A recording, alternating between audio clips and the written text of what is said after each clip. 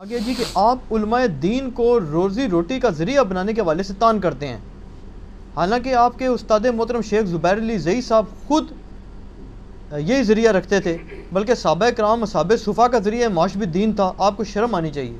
یہ اب سخت الفاظ میں نے نہیں کہے۔ ارے ٹھیک ہے، اور سر آپ گالی بھی نکال دیں، میرے کو فرق نہیں پڑتا۔ اس کی وجہ یہ کہ ہمیں تو گناہ سے نفرت ہے، گناہ گار سے نہیں ہے۔ صحیح۔ اصحاب جو صفا ہیں وہ دین کے لیے وقف ہوئے ہوئے تھے، دین سیکھتے تھے، اور اس کے بعد اصحاب صفا نے پھر مدرسے بنائے ہوں گے اور چندہ بکس بھی بنائی ہوئی ہوں گی۔ وہ تو خود یعنی دین سیکھنے کے لیے تھے، تو صحابہ کرام ان کی خدمت کرتے تھے، اور وہ بھی جو خدمت آپ بخاری اٹھا کے دیکھیں، حضرت ابو ہریرہ کہتے ہیں کہ میں کئی بار بھوک کی وجہ سے بے ہوش پڑا ہوتا تھا، لوگ سمجھتے تھے کہ مجھے مرگی کا دورہ پڑا ہوا ہے۔ یعنی جس طرح آج ہمارے غریب مدرسوں میں بچے جو پڑھ رہے ہیں وہ والا حال تھا، ٹھیک ہے نا۔ یہ تو نہیں تھا کہ انہوں نے وہاں پہ چندہ باکس قائم کر دیے تھے۔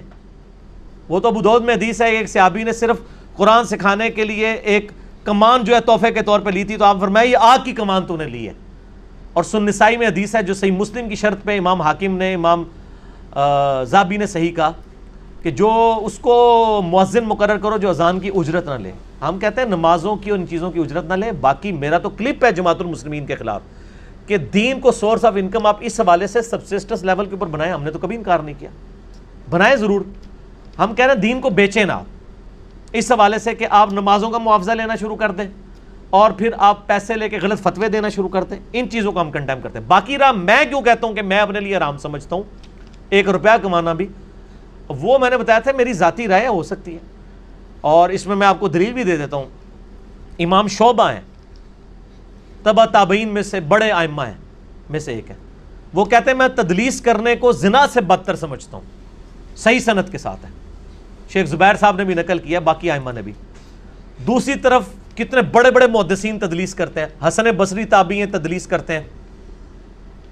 تو آپ کو کہ جی بھائی وہ یہ آج کل کا کوئی بندہ ہوتا ہے کلپ چڑھا دیتا کہ جی اس نے حسن بصری کو زانی کہہ دیا۔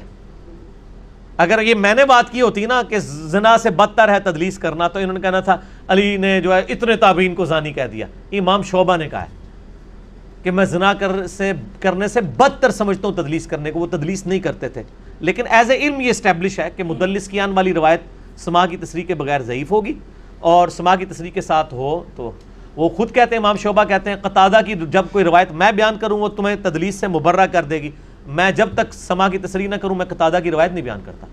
تو یہ پھکی لے جائیں تو اس میں کیا کہوں گا کہ تدلیس کرنے کو انہوں نے حرام قرار دے دیا کیا؟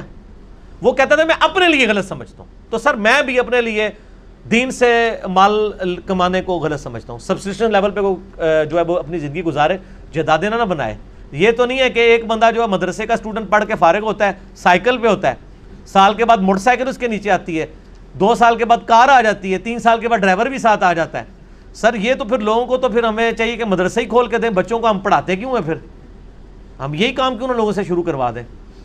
تو کیا یہ وہ لوگ ہوتے ہیں جنہوں نے چندے اپنے قبضے میں کیے ہوتے ہیں؟ اگر آپ ان کی ڈکلیئرڈ تنخواہ دیکھیں نا خطیبوں کی، امام مسجد کی اسلام آباد میں 10,000 ہے تنخواہ، اور خطیب کی جو ہے وہ زیادہ زیادہ 30,000 ہے۔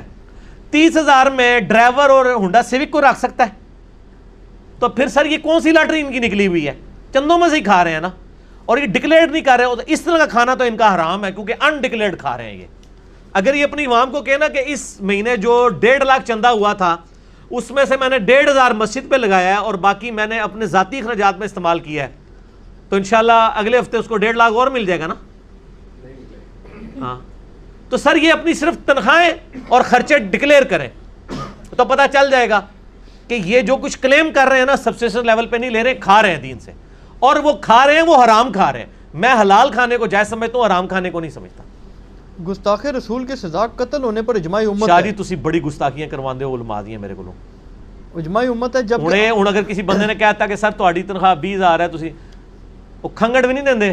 اسی لیے آپ دیکھیں مولوی پہلے مسجد کمیٹی توڑتے ہیں آ کے، پھر اپنی مرضی کی کمیٹی بناتے ہیں، بڑے طریقے سے چلتے ہیں۔ یہ پوری سائنس ہے جناب، یہ تانوں نہیں سمجھ آسدی، یہ انجینئرنگ کرنے میں سمجھ آندی ہے۔